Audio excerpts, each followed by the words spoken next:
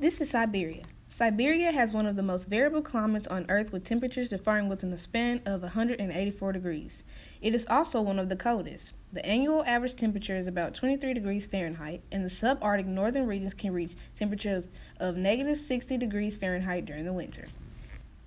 As is to be expected, these frigid temperatures can cause many problems. One of the most lethal problems is hypothermia. Hypothermia happens when a person's internal body temperature drops below 95 degrees Fahrenheit. This can happen a lot in the extreme temperatures of Siberia.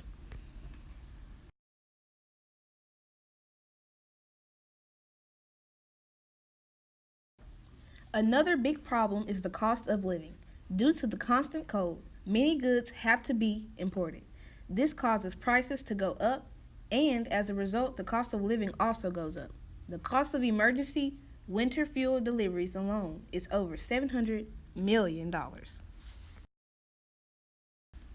The final problem we will be discussing is permafrost. Permafrost is a thicker layer of frozen soil brought on by the extreme cold.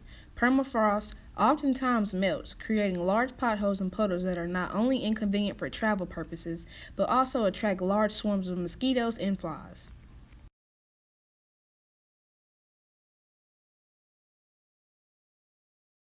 This problem intensifies in the spring, when rain combines with mushy permafrost to create swamps that bring even more bugs. Sadly, that's not the only problem with permafrost. Construction also takes a hit.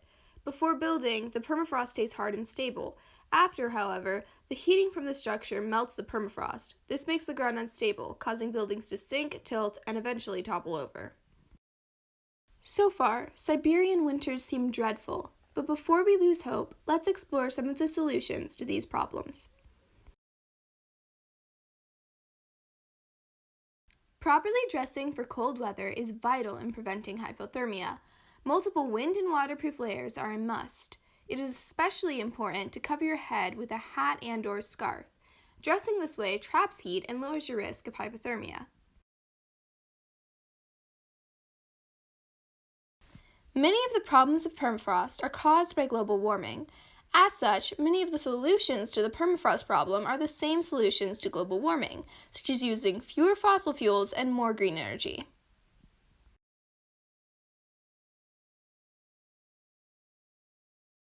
On the construction side of things, workers raise their buildings a few feet off the ground on concrete pillars. This gives their structure a stable foundation that will stay in case of thawed permafrost. So, Siberia. With harsh winters that cause hypothermia, permafrost, and expensive living, you would probably assume it to be uninhabited. Nonetheless, Siberia's population clocks in at 36 million, showing you just how resilient the human race is.